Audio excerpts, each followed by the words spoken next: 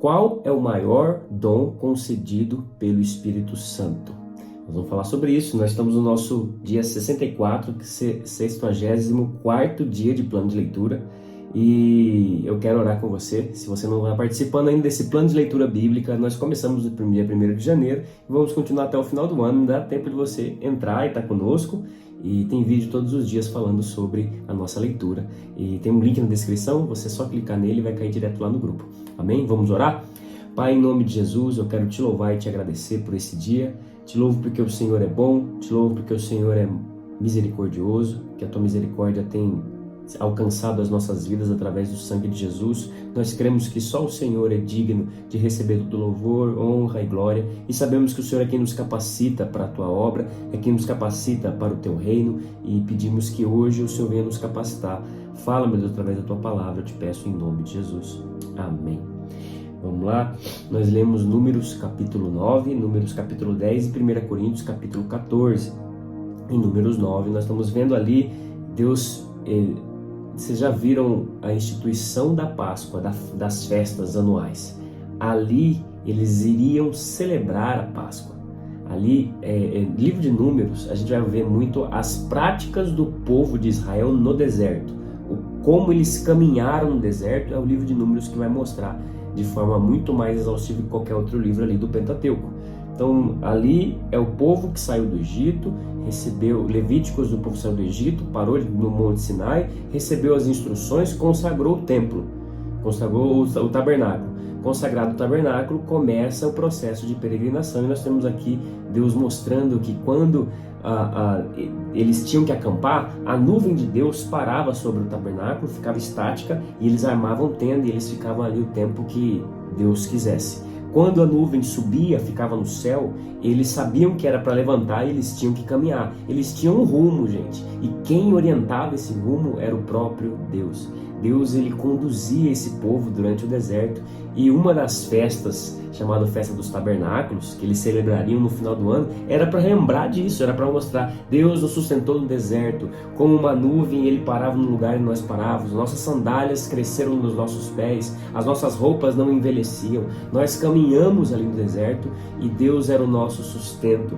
E nós vemos também no Números capítulo 10, ele falando das trombetas, como que eu vou me comunicar com esse povo desse tamanho. Tinha trombeta, que era sons que era para guerra, sons que era para levantar acampamento, sons que era para paz. Deus estabeleceu até mesmo isso. E o que é importante disso aqui, gente? Deus, ele tem o cuidado de se preocupar, mesmo sendo Deus, na forma como nós nos organizamos, na forma como nós nos relacionamos e até mesmo o que nós celebramos, o que nós colocamos como lazer.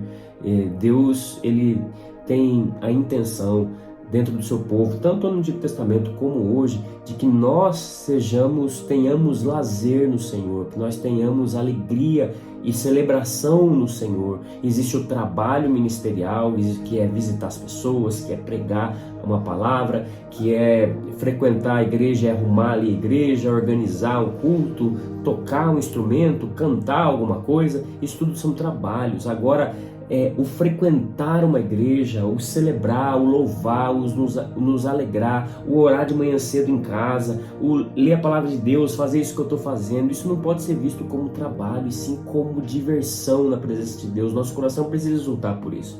Porque se não for dessa forma, nós nos apegaremos a esse mundo com muita força. É errado eu curtir as coisas e os entretenimentos desse mundo? De maneira alguma. Guardando as devidas proporções, tá? Aquilo que é pecado é pecado.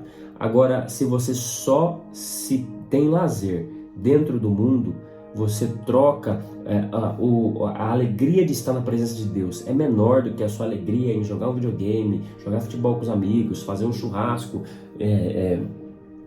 nadar, enfim, esse tipo de coisa. Então você está se apegando cada vez mais às coisas desse mundo. Você não pode deixar de fazer isso para fazer isso aqui. Então você precisa sim buscar o Senhor e fazer as outras coisas. Nós vamos para 1 Coríntios capítulo 14. 1 Coríntios capítulo 14 vai falar dos dons. E Paulo vai estar estabelecendo isso ao povo de Coríntios por um propósito. Lembra disso? O livro de Coríntios escreveu, a carta de Paulo aos Coríntios tinha um motivo e um porquê. capítulo 13, nós não lemos, mas é falado, é famoso, né? Falando sobre o amor, por que temos que amar, o que é o amor, como Deus enxerga o amor e por que ele é tão importante. E começamos o livro de 1 Coríntios capítulo 14 falando que o amor é um estilo de vida. Sigam o caminho do amor e busquem com dedicação os dons espirituais. Sigam, o do amor é um caminho, ou seja, não existe isso, Deus não me deu o dom do amor, não existe isso.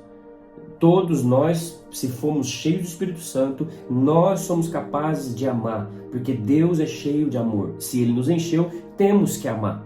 Não existe opção, não existe como um homem cheio de Deus, uma mulher cheia de Deus não amar. Isso é um sinal para nós sabermos se estamos cheios mesmos, se temos comunhão com o Espírito Santo ou não. Então siga o caminho do amor e busque com dedicação os dons, não é esperar passivamente. Buscar com dedicação está mostrando que nós temos que agir, temos que orar, temos que desenvolver aquilo que Deus já nos deu. E aqui fica muito claro que o maior de todos os dons é o dom de profetizar. O que é o dom de profetizar? O próprio texto fala, porque quem profetiza faz para edificação do povo, no caso, encorajamento e consolação dos homens. Profetizar aqui no Novo Testamento não é como aquele profeta que estava lá no Antigo Testamento, que recebia de Deus e tinha o propósito primário de exortar o povo, brigar com o povo, conduzir o povo para um lugar. Aquele ministério ele é um pouco parecido com esse, nós vamos falar sobre isso, mas não é idêntico, porque ali era uma pessoa específica, era uma pessoa única no meio de uma multidão. Então tinha lá o profeta Elias, o profeta Eliseu, eles moravam separadamente e ali na sua busca espiritual Deus visitava aquela pessoa e ele tinha a obrigação de ir lá e entregar aquilo ali. Aqui não é mais esse trabalho obrigatório. Se você deixar de profetizar, você está descumprindo um raio vai cair na sua cabeça, você descumpriu com o seu propósito. Aqui fala inclusive que o Espírito de Deus está sujeito ao profeta. Nós, porque temos um dom de profetizar, vou falar sobre isso, nós não temos que usá-lo de forma desordenada. Estava acontecendo isso na igreja de Corinto. A igreja de Corinto estava acontecendo de não ter ordem. Um estava profetizando, outro estava orando em línguas, outro estava ali, não tinha quem interpretasse, aí outro queria profetizar. Paulo fala, temos que organizar, com Deus não pode ser desorganizado. Então, quando for profetizar tantas pessoas, quando for orar em língua, só o faça se tiver alguém que interprete. Ou seja, existia pessoas que tinham dons claros dentro da igreja. Um falava em outras línguas, outro tinha capacidade de interpretar aquelas outras línguas.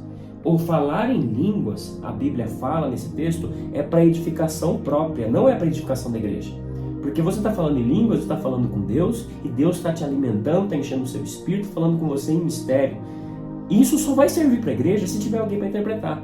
Hoje nós vemos vários cultos onde as pessoas começam a falar em línguas e não sabemos se tem alguém que está interpretando aquilo. Então a igreja fica lá impressionada, sem entender o que estava acontecendo. Paulo falou, essa prática não é legal. Se não tiver quem interprete, então ore quieto em línguas, para você mesmo, não fazendo barulho no culto. Agora, se você tem um dom de profetizar, profetize, porque isso é para edificação da igreja. A profetizar aqui é o falar com autoridade dos mistérios, das maravilhas, da palavra, daquilo que Deus tem falado a você. Isso era o dom de profetizar, bem parecido com os dos profetas, mas não era aquele cara que se separava para falar, porque Deus derramou o Espírito sobre a pessoa. Nós estamos falando de pessoas cheias do Espírito Santo e Deus falava internamente, como nós temos hoje. Deus pode falar audivelmente? Pode falar audivelmente. Deus pode falar ao seu coração? Pode falar ao seu coração, mas Deus fala o tempo todo através da palavra dele. A palavra de Deus, a Bíblia, é a palavra viva de Deus. Ler a Bíblia e falar para o povo com autoridade, trazendo consolo, exortação, direção, limitando caminhos de pecado, e isso é o dom de profetizar. Se você tem esse dom, você precisa usá-lo com frequência, diz a palavra de Deus. Esse é o maior de todos os dons, exemplificado aqui na Bíblia, para a edificação da igreja. Mas eu tenho o dom A, B, C e D. Lembra-se, o seu dom só é um dom que vai ser de Deus, que vai ser útil na obra de Deus, se é para edificar a obra de Deus. Não pode existir um dom que é bom só para você. Não pode existir um dom que só beneficia a sua família, a sua casa. Os dons eram para ser usados na igreja do Senhor. Hoje muitas pessoas nem frequentam a igreja, mas se dizem cheios de dons. Tomara que isso se torne uma comunidade de fé, uma igreja, posteriormente. Agora, a pessoa que se reúne na sua casa, com sua família, e para tentar ali trazer uma comunhão de palavra, eu não duvido que Deus não tenha tocado essas pessoas, mas conduzir uma vida toda assim não é algo que está expresso na palavra de Deus, não é algo que é um fenômeno para nós trazermos para o tempo de agora. Muito pelo contrário, nós temos que nos reunir junto com pessoas diferentes que conhecem ao Senhor em lugares diferentes, têm experiências diferentes, e assim nós vamos nos edificar, porque a igreja, irmão, ele é o corpo de Cristo. Quando você é um dedo e reúne com a sua casa, às vezes tem um dedo e uma outra mão, você não é um corpo. O projeto de Deus é que nós desenvolvemos comunidades que são plenas e completas. Um profetiza, outro está falando em línguas, outro está interpretando, o outro tem hospitalidade, o outro tem recursos financeiros, o outro sabe falar bem sobre isso aqui. E nós somos um corpo de pessoas plenas que estamos nos edificando para a volta de Cristo, para pregar o Evangelho aos perdidos e para sermos uma bênção onde nós estivermos, seja na nossa casa, seja na igreja. E, enfim, esse foi o vídeo de hoje. Que Deus possa te abençoar poderosamente, que você possa buscar com dedicação os melhores dons, sendo o melhor é o de profecia. Busque profetizar, falar de Deus, falar da palavra de Deus com autoridade. Se Deus te encheu, use a autoridade que Deus te deu. Amém? Que Deus abençoe você, um forte abraço e tamo junto.